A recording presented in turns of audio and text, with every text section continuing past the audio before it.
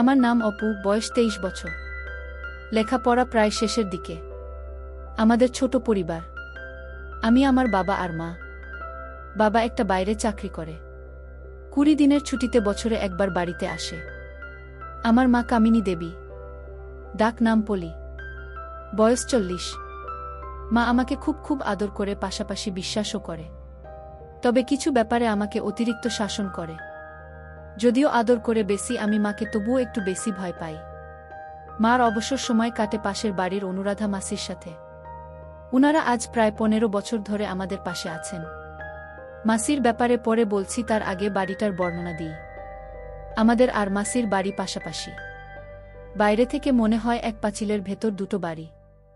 আমাদের বাড়ির দক্ষিণে একটা পাঁচিল, তার ওপারে মাসিদের বাড়ি। আমার ঘর একেবারে উত্তরে। আমার আর মার ঘরের মাঝে একটা ছোট ঘর। যদিও আমাদের বাইরে একটা কোলতলা আছে। রান্নাঘরও বাইরে। দুটো ঘরের 3 পাশে পাঁচিল আর মাঝে 4 এর একটা গলি, সামনে উঠোন। পাঁচিলগুলো মাটি থেকে 9 ফুট উঁচু। মাসিদের বাড়িটাও একই ধাঁচের। দু বাড়ির মধ্যবর্তী দেয়ালে একটা গেট আছে, যেটা দিয়ে আমরা একে অপরের বাড়িতে যাই। এবার মাসির কথাই আসি। আগেই বলেছি, উনার নাম অনুরাধা, মার সমবয়সী। উনার একটাই মেয়ে, যার বিয়ে হলো 1 বছর হলো, আর থাকে চেন্নাইতে স্বামীর সাথে। মেসো থাকে বাইরে। মাসি পুরো একা। সেজন্যই মার সাথে তার জমে ভালো। মাসি আমাকে মার মতো আদর করে, তবে আমি কখনই তাকে মা কিংবা মাসির চোখে দেখিনি। প্রথম যখন বইতে গল্প পড়েছিলাম, সেটি ছিল মাসিকে সেবা দেওয়ার গল্প, যে গল্পে মাসিটার বর্ণনার সাথে অনুরাধা মাসির বেশ মিল ছিল। সেই থেকে শুরু। মাসিকে আমার কল্পনা এনে একটা জগৎ তৈরি করলাম। মায়ের প্রতি আমার কোনো অনুভূতি নেই। মাসির গলার আওয়াজ শুনলেই আমার বুক কাঁপতে থাকে। পরে ভাবলাম, হয়তো নিজের মা বলে তেমনটা ভাবতে পারি না, যেমনটা মাসিকে নিয়ে ভাবি। আমি অনেক দিন ধরে ভাবছিলাম, যদি মাসিকে একা পাওয়া যেত। সেই সুযোগ চলেও এলো। গত বছর মার্চের দিকে কলকাতা থেকে খবর এলো, আমার মার এক মাসতুতো দিদির মেয়ের বিয়ে। আমাদেরকে নেমন্তন্ন করা হলো। কিন্তু আমার তখন পরীক্ষা চলছিল। এখনো 2টো পরীক্ষা বাকি। তো ঠিক হলো, মা যাবে, আমি থাকব। মাসিমা না আসা পর্যন্ত আমাদের বাড়িতেই থাকবে আমার দেখাশোনার জন্য। মাত্র 3-4 দিনের ব্যাপার। তো মা চলে গেল। আর আমিও তৈরি হতে লাগলাম আমার উকি মারার মিশন কমপ্লিট করার জন্য। আমি আমার ডিজিটাল ক্যামেরাটা রেডি রাখলাম। প্রথম 2 দিন পরীক্ষার জন্য এত ব্যস্ত ছিলাম যে কোনো কাজ করার সুযোগ ছিল না। পরের দিন দুপুরে আমি খেয়ে দিয়ে মাসিকে বাইরে যাবার নাম করে বেরুলাম। মাসি মার ঘরে। একটু পর আমি আলতো করে গেট খুলে ঢুকলাম। তারপর আমার ঘরের উত্তর পাশের গলি দিয়ে ঢুকে বাড়ির পেছন গলি হয়ে দক্ষিণে মার ঘরের কাছে গেলাম। মার ঘরে 2টো জানালা, একটা দক্ষিণে আরেকটা পশ্চিমে। আমি পশ্চিমের জানালার নিচে বসে আছি। জানালার পাশেই খাট। আমি আস্তে করে উকি দিয়ে দেখি মাসি খাটে পা ছড়িয়ে শুয়ে আছে। মাসি দেখলাম মোবাইলটা নিয়ে কাকে যেন ক্যাল করছে। একটু পর যা শুনলাম, হ্যালো পলি, কিরে, কি খবর তোর? আজ সন্ধ্যায় রওনা হবি? বলিস কি রে? ভালো করে মাস্তি কর। আর হ্যাঁ শোন, কাল আসার পথে একটা অলিভ অয়েলের কৌটো আর 6-7 প্যাকেট মোজা নিয়ে আসিস। আমার আর কি খবর বল? তুই নেই, আর তার ফলে দেহটা একেবারে চুপসে গেছে রে। তাড়াতাড়ি আয়। ওকে, বাই। মাসির এ কথা শুনে আমি আর কি উকি মারব, আমার মাথা বনবন করে ঘুরতে লাগল। আমি এমন একটা নিরাপদ জায়গা খুঁজতে লাগলাম, যেখান থেকে খুব নিরাপদে মার ঘরে উকি মারা যাবে। ভাবতে ভাবতে পেয়েও গেলাম। বাচ্চা ঘরের উপর কিছু খালি জায়গা আছে। ওখানে উঠে হার্ডবোর্ড টেনে দিলে বাহির থেকে কেউ বুঝতেই পারবে না আমি এর ভেতর আছি। আর ভেন্টিলেটর দিয়ে মার ঘরটাও পুরো দেখতে পারব। পশ্চিমে আরেকটা ভেন্টিলেটর আছে, যেটা দিয়ে হালকা বাতাস পাওয়া যাবে। তবে গরমে বেশ কষ্ট করতে হবে। তা হোক, অন্তত আসল ঘটনাটা তো জানতে হবে। আমি এবার তৈরি হতে লাগলাম। মা আসুক, তারপর দেখি কি করা যায়। আর যদি বেশি রিস্কি হয় ব্যাপারটা, তাহলে গলির ওখান দিয়ে জানালা উকি দিতে হবে। আমি প্রস্তুত। মা আগের দিন সন্ধ্যা রওনা দিলেও পৌঁছল আজ দুপুরে। বাড়িতে ঢুকে আমাকে দেখে একটা হাসি দিল, তবে সেই হাসি দেখেই বুঝতে পারলাম যে মা আমার অনেক ক্লান্ত। মা তার ঘরে ঢুকলো, আমিও পেছন পেছন গেলাম। মা হ্যান্ডব্যাগটা বিছানা রেখে চুলের বাঁধন ছাড়তে ছাড়তে আমার টুকটাক খবরাখবর নিল। তারপর আমাকে বলল যে একটু মাসির সাথে দেখা করবে। এই বলে মাসির বাড়ির দিকে চলে গেল। আমি দৌড়ে গিয়ে বারান্দার দরজাটা লাগিয়ে মার ঘরে এসে হ্যান্ডব্যাগটা খুললাম। দেখলাম একটা ক্রিম, 6 প্যাকেট মোজা আর মার দরকারি কিছু জিনিস। এবার পাশের চেইনটা খুলতে আমি অবাক হয়ে গেলাম। আমার মাকে আমি আজ পর্যন্ত কখনো এই কাপড় না পরা অবস্থায় দেখিনি। আর উনি কিনা কলকাতা থেকে এসেছেন এটা না পরে। আমার মাথায় আরেকটা প্রশ্ন জাগল, বাসে যেখানে 4 ঘন্টা লাগে সেখানে এত দেরি হলো কেন? আমি ঠিক করলাম কোনো প্রশ্নও নয়, শুধু আড়াল থেকে দেখে যাব। আমি মার ব্যাগটা আগের মতো রেখে চলে এলাম। দুপুরে খেয়ে দেয়ে মা ঘুম দিল। আমার মার ঘুম খুবই গভীর, তাই আমি এই ফাঁকে আমার কাজ এগিয়ে নিতে চাইলাম। বাবার একটা পুরানো লুঙ্গি নিলাম, ভিডিও রেকর্ডার এর ব্যাটারি চার্জ করলাম, আর একটা খালি বোতল জোগাড় করলাম। বিকেলে মা ঘুম থেকে উঠলে আমি মাকে বললাম যে আজ রাতে খেলা আছে, আমি আমার এক বন্ধুর বাড়িতে সবাই মিলে খেলা দেখব, তাই রাতে বাড়ি ফিরতে দেরি হবে।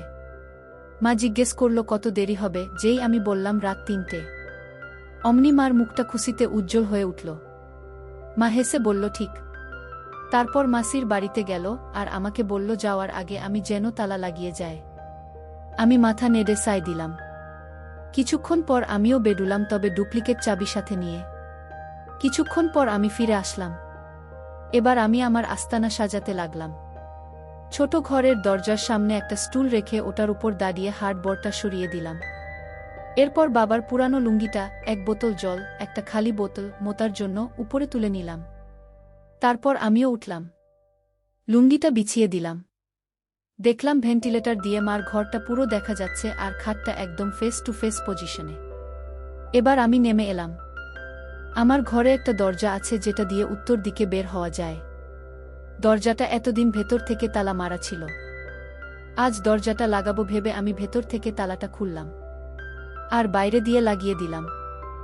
আমার কাজ মোটামুটি শেষ। আমি এবার বেডুলাম। রাত 9টার দিকে মা ফোন করতেই আমি বাড়ি এসে খেয়ে নিলাম। মা শোন, তোর মাসি আজ আমার সাথে থাকবে, তুই এসে দরজায় টোকা দিবি না। আগে আমাকে ফোন করবি, নইলে তোর মাসির ঘুমের ডিস্টার্ব হবে, বুঝেছিস? আমি হ্যাঁ মা।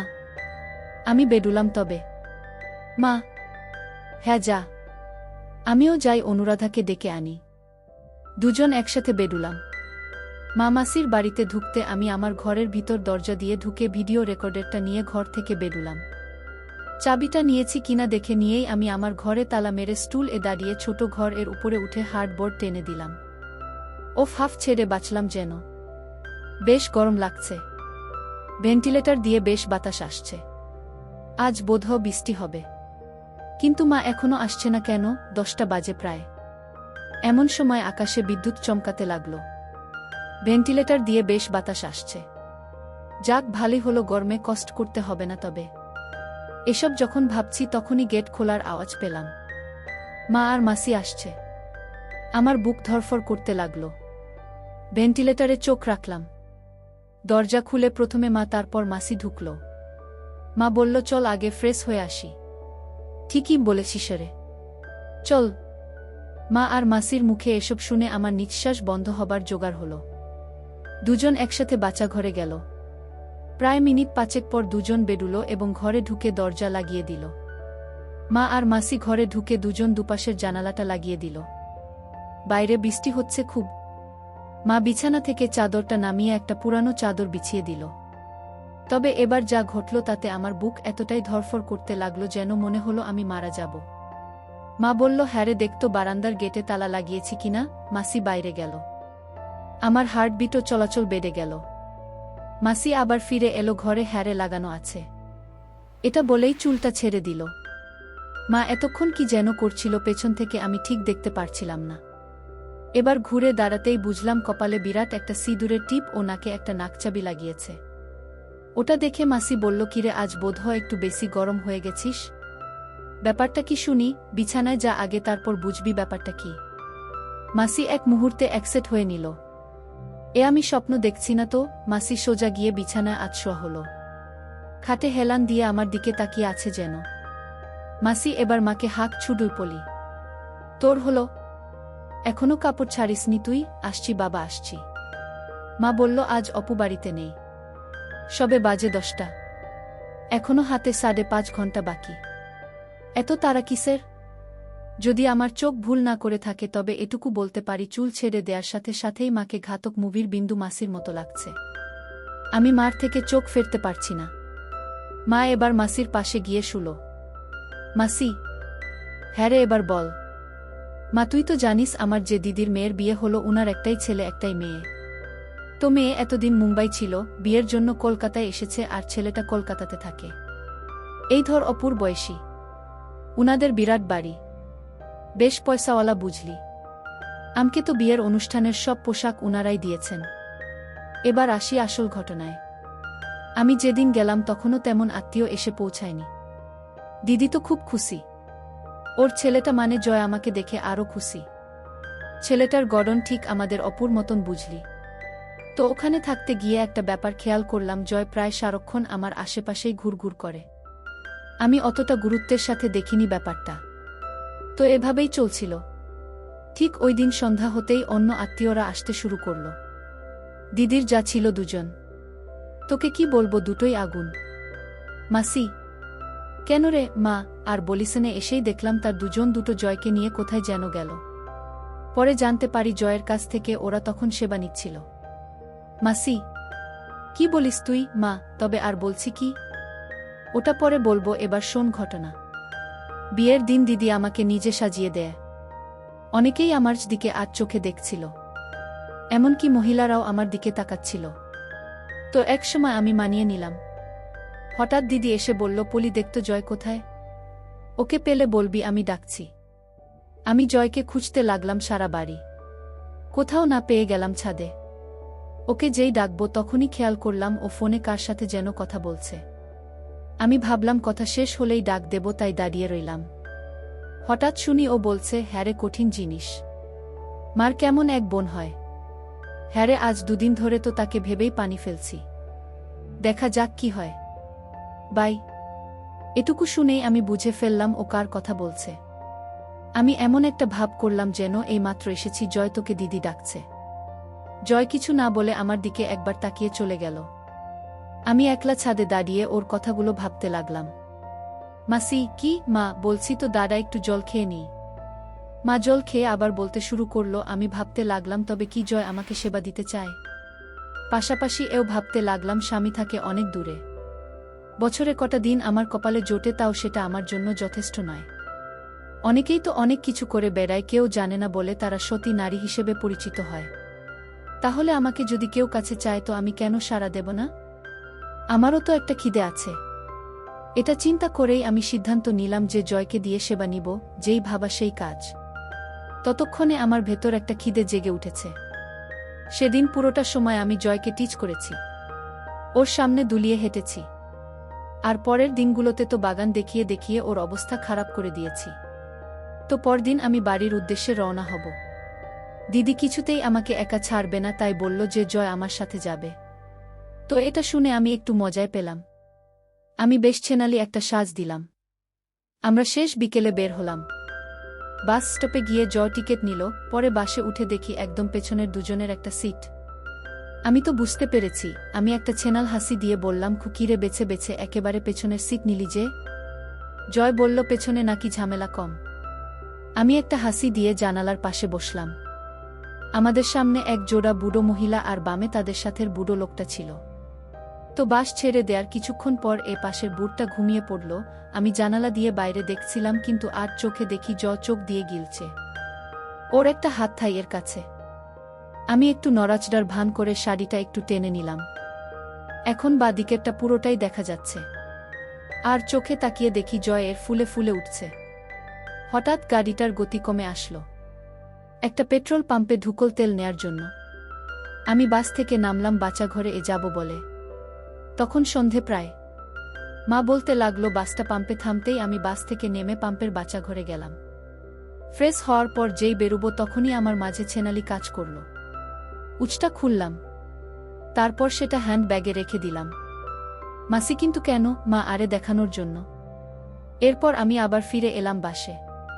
সিট এ বসার আগে শাড়িটা এমনভাবে গোছালাম যাতে দেখা যায়। আমি বসতেই দেখি দু চোখে গিলছে। আমি না দেখার ভান করে বসে রইলাম। বাসটা ছাড়তে থাই এ একটা হাত তুলে দিল। আমি ওর দিকে তাকিয়ে একটু হাসতেই ও আরও উৎসাহিত হল। এভাবে প্রায় ৩০ মিনিট সেবা নিলাম। আকসে কি টেপন। আমি তো প্রায় পাগল হয়ে যাচ্ছিলাম। হঠাৎ সে বলল, মাসি তৈরি হও, আমরা নামব। নামব মানে? মাসি কথা বলো না তো, যা বলছি করো। আমাকেও যেন কি পেয়ে বসেছিল। আমি নিজেকে গুছিয়ে নামার প্রস্তুতি নিলাম। কোথায় নামছি, কেন নামছি কিচ্ছু জানি না। বাসটা একটা ছোট টাউন এসে থামল। আমরা নেমে পড়লাম।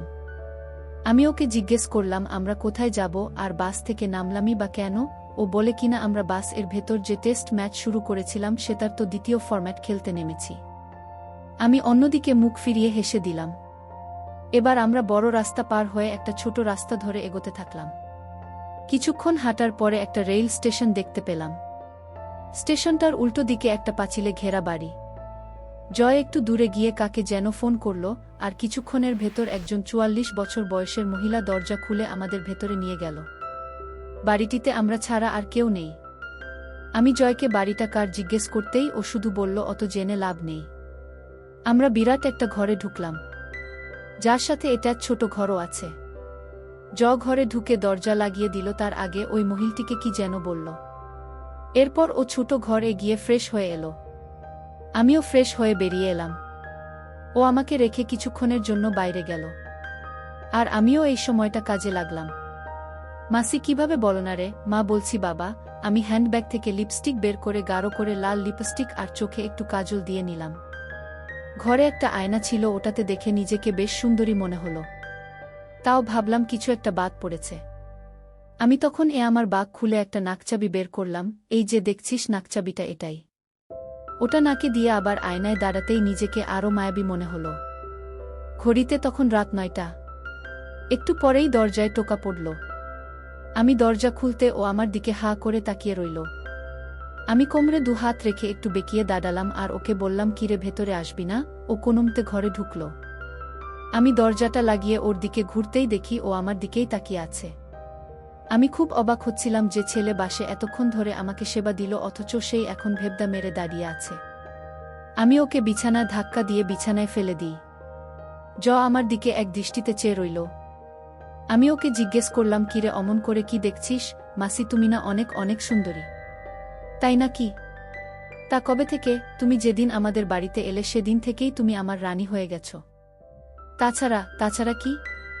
তাছাড়া আজ তুমি যে সাজ দিয়েছ তাতে তোমাকে সুপার ডুপার লাগছে। তাই বুঝি? হ্যাঁ গো তাই। হারে এটা কার বাড়ি রে? এ বাড়ি থেকে বের করে দেবে না তো? একদম না। কি যে বলো না। বের করবে কেন? না মানে অচেনা বাড়ি। এই মহিলাটাই বা কে? এটি ওই মহিলারই বাড়ি। উনি আমার ছোট কাকিমার মাস্তুতো দিদি। আসলে এটা একটা সেবালয়। কি? হ্যাঁ গো হ্যাঁ, উনি এখানে দালালি করেন। এই ঘরটা হচ্ছে এ বাড়ির সবচেয়ে এক্সক্লুসিভ। শেষ পর্যন্ত তুই আমাকে সেবালয় নিয়ে এলি, তা তুমি এই আস্তানাটা চিনলে কি করে? বারে ছোট কাকিমাকে নিয়ে এখানে কত এসেছি। মানে আর কি? কাকিমাকে এখানে এনে সেবা দিয়েছি। তুই তোর কাকিমাকেও? হ্যাঁ, শুধু ছোট কাকিমাকেই নয়, মেজ কাকিমাকেও। এ ঘরে দুজনকে একসাথেও সেবা দিয়েছি। ওই যে মাসিটাকে দেখলে দুয়ার খুলল, ওকেও। এমনকি বিয়ের দিনগুলোতে যে কয়টা দিন কাকিমারা আমাদের বাড়িতে ছিল প্রতিদিনই সেবা দিয়েছি। ওরে দুষ্টু বলিস কি? দিদি টের পেলে কি হতো বলতো? কি আর হতো? কিছুই হতো না। দিদি জানলে কেটে রেখে দিত। তাই না কি? আরে কেটে ফেললে আমার মা কাকে দিয়ে সেবা নিত? মানে বোঝনি? মনে হলো তোমার দিদি মানে আমার মা আমার কাছ থেকে সেবা নেয়। মানে তুই তোর মাকে সেবা দিস? হ্যাঁ, মা তো আমাকে এসব শিখিয়েছে। কাকিমাদের ব্যবস্থাও মা করে দিয়েছে। আর আজ যে তোমাকে নিয়ে এখানে এসেছি, এগুলোর ব্যবস্থাও মা করে দিয়েছে। কাকিমারাও জানে যে আমি তোমাকে সেবা দিতে চাই। বিয়ের অনুষ্ঠানে ওরা তোমাকে দেখেছে। অবশ্য ওরা তোমায় দেখে হিংসায় মরে যাচ্ছিল। কেন রে? কেন আবার তোমার কাছে ওরা যে কিছুই না? আমি ভাবতেও পারছি না দিদি। দাদাও তোমাকে একটা জিনিস দেখাচ্ছি, এটা বলে ও ওর মোবাইল হাতে কি যেন করছিল। তারপর আমার হাতে দিল, দেখলাম ভিডিওতে দিদি। আমি লজ্জায় দিদির দিকে তাকাতে পারছিলাম না। আমি জয়কে বললাম একটু বাইরে যেতে। ও বাইরে যেতেই আমি দিদির সাথে কথা বলা শুরু করলাম। দিদি ভিডিওতে এটা কি পড়েছ? কেন রে, খারাপ লাগছে? আমি তো একসেট থাকি রাতে। আজ জয় নেই তাই ঢেকে রেখেছি, নইলে মাছি বসে এটো করে দেবে যে। হ্যারে কেমন লাগছে, যাও তুমি না একটা জিনিস। নিজের ছেলেকে দিয়ে বারে খিদে কমাতে হবে না, তাই বলে ছেলেকে দিয়ে দেখ পলি মেয়েদের সেবা দরকার। সেটা কার কাছ থেকে নিলি তা দেখার দরকার কি? খিদে মিটলেই হলো। তাছাড়া সুখেই তো আছি। আজ থেকে তুইও বুঝবি কি মজা। তুমি কবে এ ব্যবস্থা করলে বলতো? তুই যেদিন এলি সেদিন থেকেই ও আমাকে বলছিল মা মাসিকে সেবা দিব, মাসিকে লাগাবো, তুমি ব্যবস্থা করো, নইলে তোমাকে আমি ছোব না। আমার একমাত্র ছেলে একটা আবদার করেছে আর আমি তা রাখব না? তাছাড়া ও যদি আমাকে সেবা দেওয়া বন্ধ করে দেয় তাহলে তো আরও বিপদ। তাই ওকে বলে দিলাম যা যেভাবেই হোক ব্যবস্থা করব। কিন্তু বিয়ের ঝামেলায় তা আর হয়ে ওঠেনি। ওদিকে আমার যা দুটো কোথায় একটু হেল্প করবে তা না, সারাদিন জয়কে গিলেছে। শেষমেশ ছোটর সাথে কথা বলে ওর বোনের বাড়িটা ঠিক করলাম। তুমি না একটা জিনিস, আর তুই কি আমার ছেলেটাকে খাওয়ার জন্য সব বের করে করে হেঁটে বেড়াতিস। শুনলাম বাসেই নাকি তোকে ফিট করে নিয়েছে। আস্ত জিনিস তুই। আর হবিও বা না কেন? আমারই তো বোন। আমাদের মারা ছিল কঠিন জিনিস। তোমার মুখে কিছুই আটকায় না, এখন আবার আমাদের মায়েদের কথা টেনে আনো। তবে হ্যারে, তুই বাসের ভেতর নিয়ে এসে ভালোই করেছিস। কেন বলতো? যদিও আমার ধারণা ছিল তুই সেবা নিতে রাজি হবি, তাও যদি রাজি না হতিস তাহলে তোকে আমি ফোন করেই বাড়িতে আনিয়ে জোরপূর্বক সেবা নেওয়াতাম। দিদি, তুমি পারো না এমন কিছু নেই। হয়েছে হয়েছে, এবার আমার ছেলেটাকে নিয়ে শুরু কর দেখি। কাজটাজ শেষ করে সেখানে রয়ে গেলাম। সকালে নাস্তা করে দুজন বেরিয়ে পড়লাম। স্টেশনে গিয়ে ট্রেন এ উঠলাম। ও আগেই একটা কামরা রিজার্ভ করে রেখেছিল। টিকিট চেক হয়ে যাওয়ার পর ও দরজা লাগিয়ে আমাকে সেবা দিতে চাইল, কিন্তু ট্রেন এর ভেতর সাহস হচ্ছিল না বলে আমি ওকে দিইনি। আমাকে স্টেশন এ নামিয়ে দিয়েই ও ফিরতি ট্রেন এ চলে গেল। আমি আসার পথে মোজা কিনে নিলাম। এই হলো আমার ঘটনা। মাসি, বাবা তুই পারলিও বটে। মা, কেন তোর হিংসে হচ্ছে নাকি রে? মাসি, না হিংসে হবে কেন? আমিও একটা পেয়ে গেছি রে মা। কি বলিস? কিভাবে? মাসি, তবে শোন, কাল খুকির ওখানে যাচ্ছি বুঝলি। ওরা নাকি একটু চেন্নাই যাবে, কিন্তু ওর দেবরকে দেখাশোনা করার কেউ নেই। ছেলেটার বয়স কত আর 23-24 হবে হয়তো। আমাকে একথা বলতেই আমি বললাম আমি আসছি। তোকেও দেখে গেলাম, আবার যতদিন তোরা চেন্নাই থাকবি ততদিন তোর দেবরের দেখাশোনা আমিই করব। খুকি তো মহা খুশি, আমিও খুশি, কারণ এই ফাঁকে আমিও ততদিন বেশ সেবা নেব। মা, কি বলিস তুই? তা ছেলেটাকে বাগে আনলি কবে? মাসি, বারে গতবার ইশারা ইঙ্গিতে অনেক কিছুই বুঝিয়েছিলাম। আজ প্রায় কয়েকদিন হলো ভিডিও কলে বাগান দেখিয়েছি। এখন শুধু আসল কাজটাই বাকি। মা, তলে তলে এত দূর? মাসি, বারে আমাকে না জানিয়ে তুই পারলে আমি কেন পারব না? শোন, তুইও যেমন আমিও তাই। মা, হ্যারে, আমরা হলাম এক জোড়া জিনিস। তাহলে তো আগামী কতদিন তোকে খুব মিস করব রে। কার সাথে হবে বলতো? মাসি, কেন রে, তোর স্বামীকে বলো না। মা, আমার কি আর সেই কপাল আছে? এত দূরে থাকে, আমার যে মাসে একবার সেবা নেওয়া সম্ভব না। মাসি, কোনো চিন্তা করিস নে, অল্প কটা দিনই তো, তারপর তো আমি ফিরে আসবেই। ততদিন না হয় নিজেকে ধরে রাখ। মা, তা না হয় রাখলাম, তা আজ কি করব বলতো? মাসি, আজ একটু নতুন উপায়ে হবে। আমি একটা নতুন জিনিস পেয়েছি রে। মা, কি জিনিস? মাসি একটা কৃত্রিম মেশিন বের করল। মা, এটা কিভাবে ব্যবহার করে? কোথায় পেলি? মাসি, এটা আমাকে খুকির দেবর পাঠিয়েছে। আর এটা ব্যবহার করা একদম সোজা। মা, বেশ ভালোই হবে রে, নিজেরাই নিজেদের সেবা দিব। কি বলিস? মাসি, তা তো বটেই, তবে তাই বলে বসে থাকলে চলবে না, কিন্তু সেবা নেওয়ার সুযোগ তৈরি করতে হবে। এখন চল আমরা একটু মজা করি। অনেক মজা হয়েছে, চল ফ্রেশ হই। মা, হ্যাঁ চল। মাসি, খোকা, মা ভোর রাতে ফিরবে। একসাথে বাচ্চা ঘরে অর্থাৎ নিচে গেল। দুজনেই ফ্রেশ হয়ে নিল। মা বাতি নিভিয়ে দিল। প্রায় 30 মিনিট পর আমি নেমে আমার ঘর দিয়ে বেরিয়ে মাকে ফোন করলাম যে আমি আসছি গেট খুলতে। আমি এমন একটা ভাব করলাম যেন ঘুমে কাতর। মা গেট খুলে দিতেই আমি সোজা আমার ঘরে গিয়ে শুয়ে পড়লাম। পরদিন আমি একটু দেরি করেই ঘুম থেকে উঠলাম। উঠে ফ্রেশ হয়ে রান্নাঘরে গেলাম, দেখি মা রান্না করছে। মা আমাকে দেখে একটা হাসি দিয়ে জিজ্ঞেস করল কি খাবো। আমার কেন জানি কিছু খেতে ইচ্ছে করছিল না, ভাবলাম একেবারে দুপুরে খেয়ে নেব। মাকে বলতে মাও কিছু বলল না। মাসির কথা জিজ্ঞেস করতেই মা বলল মাসি তার মেয়ের কাছে যাওয়ার জন্য সকালে বেরিয়ে গেছে। এভাবে সাদামাটা ভাবে কেটে গেল পরের 4টে দিন। আমি এর মধ্যে প্রতিদিন রাতেও মা আর মাসির রেকর্ড করা ভিডিওটা দেখে শান্ত হতাম। তবে মা যে বেশ কষ্টে আছে তা বোঝা যাচ্ছে। আগে মাসি থাকায় সময়টা বেশ কেটে যেত, এখন মার রাতগুলো ছটফট করতে করতে কেটে যায়। মাসি যাওয়ার ঠিক 6 দিনের মাথায় এক রবিবার মা বেশ ছুটাছুটি করতে লাগল। রান্না বান্না নিয়ে সকাল হতে বেশ ব্যস্ত হয়ে পড়ল। আমি মাকে জিজ্ঞেস করলাম এত আয়োজন কেন? মা জানল তার মাস্তুতো দিদি কদিন আগে যার মেয়ের বিয়েতে কলকাতা গেল উনি আসছেন। খবরটা শুনে টনটন করে উঠল, কারণ এই মাসি একটা জিনিস, মনে হচ্ছে কিছু একটা হবে। আমি জিজ্ঞেস করলাম কখন আসবে? মা জানল দুপুর 2টো নাগাদ চলে আসবে। আমি এরই মধ্যে স্নান সেরে নিলাম। মাও স্নান সেরে বেশ পরিপাটি হয়ে নিল। মাসি এলো 2টা দশে। আমাকে দেখে মাসি বেশ অবাক হল। বারবার মাকে বলতে লাগলো তোর ছেলেটা বেশ হয়েছে। এটা বলার পর দেখলাম মা ও মাসি দুজনেই মুচকি মুচকি হাসছে। যদিও আমি ব্যাপারটা ধরতে পারলাম না, তারপরও মাসির মুখে কথাটা শুনে বেশ লাগলো। মাসির নামটা বলেনি, রামা। বেশ দেখতে। খেয়ে দিয়ে মাসি আমার ঘর এলো আমার সাথে গল্প করতে। মাসি মাকে বলল একটু রেস্ট নিতে, সারাদিন অনেক কাজ করেছে বলে। মাও কথা না বাড়িয়ে আমাদেরকে রেখে ঘরে গিয়ে শুয়ে পড়ল। মাসি দরজা লাগিয়ে আমার বিছানায় উঠে বসে আমার সাথে গল্প করতে লাগল। আমার লেখা পড়ার খবরাখবর নিল। আমিও টুকটাক কিছু জিজ্ঞেস করলাম। জয় এর কথা জিজ্ঞেস করতেই মাসি জানল জয়কে মুম্বাই পাঠানো হয়েছে। ও এখন থেকে নাকি ওখানেই থাকবে। হঠাৎই মাসির প্রশ্ন অন্যদিকে মোড় নিল। মাসি কিরে অপু, তোর কোনো গার্লফ্রেন্ড আছে? আমি কেন বলতো? মাসি বলো না। লজ্জা পাচ্ছিস কেন? তুই পলির সাথে এসব নিয়ে কথা বলিসনি? আমি মার সাথে। মাসি হ্যাঁ। কেন মাকে এসব বলা যায় না বুঝি? জয় তো আমার সাথে এসব বিষয়ে খুবই ফ্রি। তোর মাকে কি তুই ভয় পাস নাকি? আমি তা কিছুটা পাই। মাসি আমাকে মনের কথা বলতে পারিস। ভয় পাওয়ার কিছু নেই। বলো না তোর গার্লফ্রেন্ড আছে কিনা? আমি না নেই।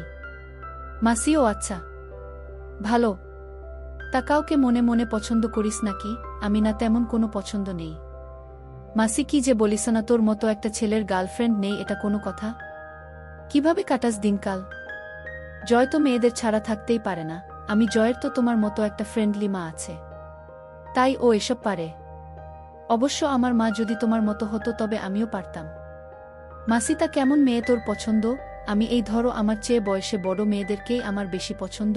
মাসি তোদের বয়সী ছেলেদের এই এক সমস্যা, শুধু বড় মেয়েদের দিকেই চোখ পড়ে তাদের। জয়েরও একই অবস্থা এখন দেখি তোরও। কে জানে কখন হয়তো বলে বসবি মাসি তোমাকেই আমার পছন্দ। হা হা হা। আমি সে তো কবে থেকেই আমি তোমাকে পছন্দ করি। মাসি বলিস কি? তা কবে থেকে আমাকে তোর পছন্দ? আমি একটু সাহস নিয়ে দুরু দুরু বুকে জুয়াটা খেলেই ফেললাম তামার মুখে। যেদিন তোমার অসাধারণ গুণের কথা শুনলাম সেদিন থেকেই। মাসি তা কি সেই গুণটা শুনতে পড়ি কি? আমি অবশ্যই পারো। আসলে মার কাছে তোমার আর জয়ের সম্পর্ক আর জয়ের জন্য মাকে ফিট করে দেওয়ার কথাটা শুনে আমি তোমার প্রেমে পড়ে গেছি। আমার কথাটা শুনে মাসি একটা ধাক্কা খেলেও দ্রুত সামলে নিয়ে বলল, তোর যেখানে রাগ হওয়ার কথা সেখানে তুই আমার প্রেমে পড়লি কেন বলতো? আমি বারে পৃথিবীতে কজন মা পড়ে ছেলেকে এভাবে ভালোবাসতে? তোমার এই গুণটাই আমাকে আকৃষ্ট করেছে। মাসি একটা প্রশ্ন করি? আমি জানি তুমি কি প্রশ্ন করবে। তোমাকে আমি একটা ভিডিও ফাইল দেব আমার নিজের হাতে রেকর্ড করা, ওখানেই তুমি উত্তর পেয়ে যাবে যে কিভাবে আমি এ ব্যাপারগুলো জানলাম।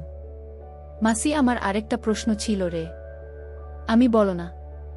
মাসি তুই কি পলিকে মানে তোর মাকে? বুঝতেই পারছিস আমি কি বলতে চাইছি। আমি তোমার বক্তব্যটা কি শুনি। মাসি আমি মনে করি তোদের দুজনের মধ্যে এই সম্পর্কটা হওয়া উচিত। এতে দোষের কিছু নেই।